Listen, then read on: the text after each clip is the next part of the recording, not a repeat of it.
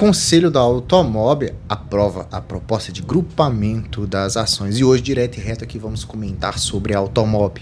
Não só sobre esse grupamento das ações, quais são os impactos negativos sobre as ações que tem aí na sua carteira, porque ela faz parte do grupo Simpar, tem a Vamos Concessionárias, isso daí tem todo esse emaranhado de coisas acontecendo. Vamos comentar sobre esses resultados, mas ponto importante da gente entender esse grupamento das ações, porque nada é tão ruim que não possa piorar em alguns casos, né, pessoal? E o seguinte, ela veio a fato relevante numa reunião realizada dia 25 de março de 2025, aprovando essa proposta aí de grupamento das ações na proporção de 50 para 1. Então, para você que tem 50 ações da Automob, você vai passar a ter uma ação com valor corrigido nisso daí, tá? Isso acontece porque hoje ela tem 1.894.302.852 ações, vai passar a ter 37.886.057, mas o capital social permanecerá o mesmo, no montante de 2.513.816.994 reais e 58 centavos. E isso acontece porque as empresas listadas na Bolsa de Valores, elas precisam ter um valor mínimo de cotação e não pode ser abaixo de R$1. E hoje ela custando 25 centavos, nós temos que essa obrigatoriedade de fazer o grupamento. Então, para aquela ação de 50 para 1, né, então ela vai chegar ali mais ou menos a uns R$13 visando esses 25, e perceba que desde o início da sua negociação, 20 de dezembro de 2024, ela veio perdendo muita rentabilidade, 40,48. E esse grupamento ele pode significar uma perda de capital maior ainda, mais perda de mercado, em valor de mercado dessa empresa. Porque hoje, para 25 centavos, a ação não varia tanto, 25 centavos, 28, 33, dá uma volatilidade muito alta, mas não chega a valores tão baixos. Agora, se esse grupamento é realizado e essa ação passa a valer de 25 centavos para R$13, por exemplo, o que seria nessa proporção, os R$13, ele pode voltar a R$5, R$4, R$3, R$2 novamente. Então, a empresa ela pode perder muito mais valor de mercado, e isso pode prejudicar os acionistas em diversas formas, tá? Outro ponto também que devemos levar em consideração é que uma empresa de baixo valor de mercado, ela tem ali bilhões de ações no seu capital acionário, né? Isso também não é um valor assim, tão interessante para os acionistas, porque uma empresa que não valeria muitos e muitos bilhões, com bilhões de papéis, o que torna esses papéis ali pouco valorizados, se assim posso dizer, porque você precisa ter uma quantidade infinita dessas ações para ter algum valor patrimonial importante. Então, por isso, visou-se também essa questão do grupamento das ações. Eu vejo isso mais como um ponto negativo, né? Aí eu tenho 3.540 ações da Automob, né? Só o ponto também que só faz parte de 1,79 da minha carteira de investimentos. Então, ela é uma pimentinha da minha carteira que compreende ali menos de 2%, porque ela é uma ação muito arriscada e incorre o risco de eu perder ainda mais valorização, além desses 32% de rentabilidade negativa que estamos sofrendo, tá? Com essas 3.570 ações, dividido por 50, no valor 50 para 1, eu teria 70 ações, num valor mais ou menos ali de R$13,50 por ação. Então veja que isso pode diminuir mais ainda, tá? Mas falando da Automob, para a gente entender o que faz essa empresa, ela é uma empresa que tem um marketplace ligado para as concessionárias, os revendedores de automóveis que se conectarem, fazer a venda dos ativos ali, dos automóveis. Então ele tem os veículos leves, né, tem as motocicletas e tem a marca dos veículos pesados também, e a linha do agronegócio também está implícita nisso. Então a Automob ela vai fazer a intermediação entre os revendedores, as concessionárias, para que eles possam negociar isso entre eles. E hoje ela, na linha dos leves, ela vem crescendo ano a ano de forma muito forte as suas receitas. Lá em 2020 começou com 618 milhões, agora fechou com 9,3 bi. Tá? Então veja um crescimento exponencial, crescimento no número de agências, crescimento no mercado bastante agressivo, né? A gente vê também um crescimento do seu EBITDA, que é bem interessante também. Só que um ponto que chama bastante atenção, que eu não sei se você reparou, é na sua margem líquida, tá? Margem muito baixa. Veja, pelo menos aqui no último relato, né, os últimos 12 meses do terceiro TRI de 2024, uma margem de 1,6%. Então, para cada R$ 100 com que esse mercado é vendido, 1,60 fica para a MOB. Então, ela tem que vender uma insanidade de produtos para ter um lucro mínimo. Isso é visto como negativo, pelo menos a meu ver, né? Na parte dos pesados, apesar dela vender menos, ela tem uma margem líquida um pouco maior, mais interessante. Também tem um crescimento robusto anual, um EBITDA ali meio ondulatório, mas é um menor volume com uma maior lucratividade, é mais interessante. E buscando aqui os resultados de 2024 e do quarto trimestre de 2024, para a gente entender, olha só, em 2024 ela fechou com 12,2 bilhões de receita líquida, então bastante valor agregado, aí um crescimento de 2021 para cá de 73% de CAGR, né, o CAGR, o crescimento composto. A gente vê também um crescimento muito robusto nas suas receitas, porém, a gente percebe uma retração no seu EBITDA no quarto trimestre de 2024, 127 milhões, tá? Com a queda na sua margem também, e também nós temos aqui um decréscimo muito grande no seu lucro líquido, hoje, para esse trimestre, auferindo prejuízos de menos 7,3 milhões ou o contábil de menos 100 milhões de reais frente ao que foi positivo nos trimestres anteriores. Então, em 2023 ela teve 135 milhões de lucro e em 2024 apenas 29 milhões de lucro. Então, tem uma empresa que ela aumenta o número de market share por concessionária, aumenta o número de vendas tanto dos veículos leves, dos veículos pesados, das motocicletas. O mercado ele vem pujante em crescimento, ela vem se expandindo cada vez mais, comprando e fazendo participação em diversas concessionárias, agregando ali as concessionárias da Vamos também. Então, esse crescimento muito robusto ainda vai permitir com que ela tenha, talvez lá no futuro, uma margem um pouco mais interessante. Mas a princípio nós vemos o quê?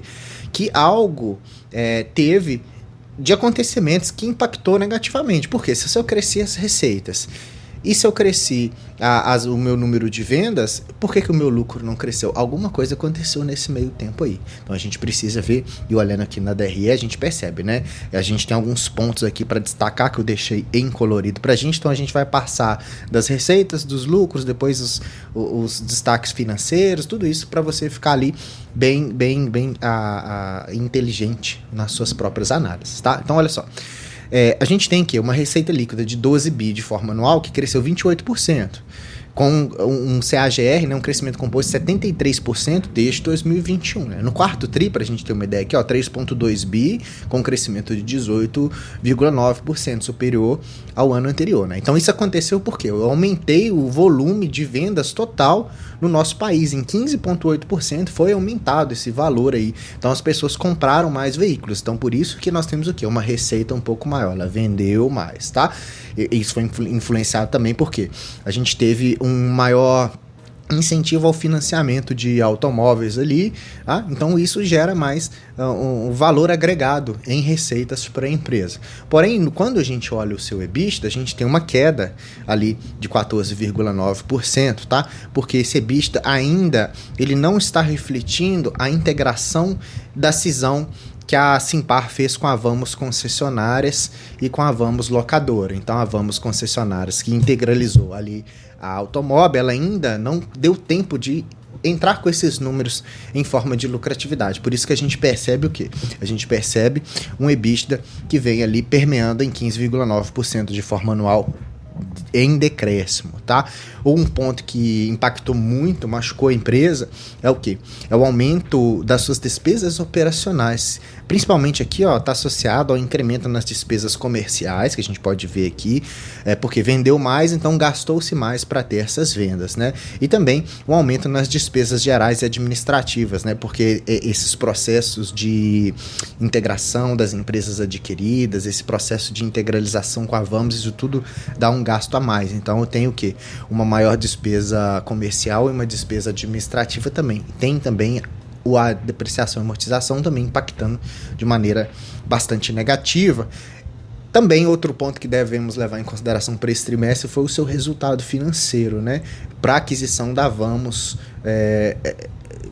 gastou-se muito mais em forma de investimento essas questões. Então, por isso eles fecharam o ano aí com a dívida líquida por EBITDA de 3,6. Então, esse gasto com pagamento de juros aqui, 121 milhões para esse trimestre, aumentou em 24% de forma anual a aquisição, né, dessa empresa. Por isso que esse trimestre foi meio complicado, fazendo com que o aumento da despesa financeira, amortização no ágio das aquisições, as despesas operacionais também, desse esse lucro ali de forma bastante negativa na DRE. Porém, quando a gente analisa o fluxo de caixa, nós temos um fluxo de caixa que é mais saudável, que incorre em a caixa positivo, tá? Tanto é que quando a gente olha a dívida líquida pelo seu EBITDA, em caixa, fechou 2024 com 934 milhões de reais, sendo que ela tem ali grana o suficiente para poder fazer a amortização dessas dívidas no longo prazo, né? 2,9 anos com CDI mais 2,5, tá? Então, ela consegue gerar caixa o suficiente para sustentar essa alavancagem de 3,6, pelo menos é o que nós temos aqui de valor. Então, acontece que o mercado de automóveis ele cresceu muito, aumentou-se as vendas, mas Simpar deixou, a Automóvel deixou um pouco o seu lucro guardado na gaveta, se assim podemos dizer, por conta dessa aquisição da Vamos concessionárias também.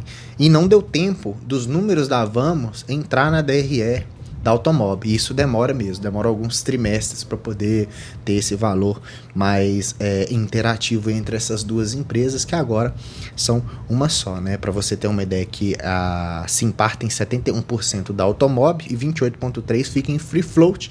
Coloquei isso aqui porque em alguns sites não mostra esse free float, é importante que você, investidor, entenda isso, tá? 55,6% são pessoas físicas aí. E para você que está pensando em investir na Automóvel, a gente tem que o Brasil é o sexto maior mercado de veículos leves do mundo, então ele tem potencial bastante ainda para poder crescer. Por quê? Ele tem um baixo número de veículos por habitantes ainda, tá? Então tem espaço para essa evolução. Para os veículos pesados também, 60% do frete transportado, né, pela estrada é de caminhões do nosso país aqui. Então tem espaço para poder vender muito ainda desses caminhões. E outro, da renovação da frota, né? Nós temos uma idade média dos caminhões em 22 anos, o que vai muito acima dos outros países mais concorrentes. Então nós temos caminhões velhos rodando ainda, o que abre espaço para a empresa poder vender mais, tá? Então o que acontece é o seguinte, ela é uma empresa que está com uma rentabilidade bastante negativa, porém ela tem uma perspectiva de crescimento bem interessante, né? Porque o mercado de automóveis ele vai crescer com o passar dos anos, tanto para os leves quanto para os pesados. Já fiz até um outro vídeo falando especificamente sobre o mercado de automóveis, porque nós temos na carteira do canal a Mali Metal Leve, tá? Vou deixar o vídeo aqui para você assistir e entender lá. Eu entrei muito mais detalhes sobre o mercado global em si de automóveis. Então nós temos esse mercado crescente. E o que fez essa retração no seu lucro, né, dando um prejuízo de 100 milhões, que é basicamente impactado ali só na sua DRE em si, pode ser que a empresa melhore. Eu não vou dar certeza de nada aqui, eu espero que sim, quero que todas as empresas listadas na bolsa, elas performem positivamente. Porém, esse grupamento das ações aqui foi algo importante e imposto pela B3 para a empresa continuar sendo negociada, tá? Isso vai diminuir o número das ações, mas o valor de mercado continua o mesmo, só é uma concentração, o que é um ponto negativo para o investidor, porque ele pode perder mais valorização, né? A ação que vale 20 e poucos centavos, ela vai ficar permeando nesses valores aí. Agora, de R$3 eu posso perder ainda mais valor, chegar a R$5, por exemplo. Então, é uma queda muito brusca que pode acontecer. Claro que vai acontecer, não se sabe, isso não é importante agora, eu quero só que você entenda isso, tá? Agora, se você quer ser investidor, tanto da Simpar, da Vamos ou do Automóvel, aqui nós temos uns indicadores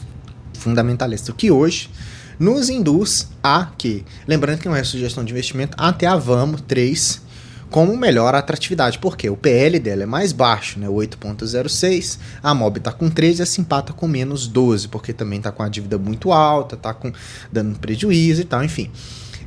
Para a Vamos 3 nós temos um dividend yield maior, um EV/EBITDA mais interessante em linha, desconsiderando da Simpar aqui, porque está com um PL negativo e tal, e ela também apresenta margens de lucros, pelo menos nos últimos 12 meses, mais interessantes, porque nós temos uma margem líquida maior, nós temos uma margem EBITDA maior, nós temos um ROI também, e um ROIC e um CAGR de receitas e lucros também maior. Então, olhando assim, Nu e cruamente, tá? Vamos 3 teria os indicadores fundamentalistas melhores. Agora cabe a você fazer a sua análise dentro da tese de investimento da Vamos, que agora participa da parte de locação, tá? Não tem mais as concessionárias, porque as concessionárias de vendas passou para a Automob, então cada um tem uma tese de investimento ou uma necessidade específica dentro de uma carteira de investimento. Então espero que você tenha entendido tudo que aconteceu aqui nesse vídeo, tá? Se você gostou, deixa like pra mim, se inscreva no canal se você não é inscrito, ativando o sininho. Tem vídeo todos os dias às 7 da manhã,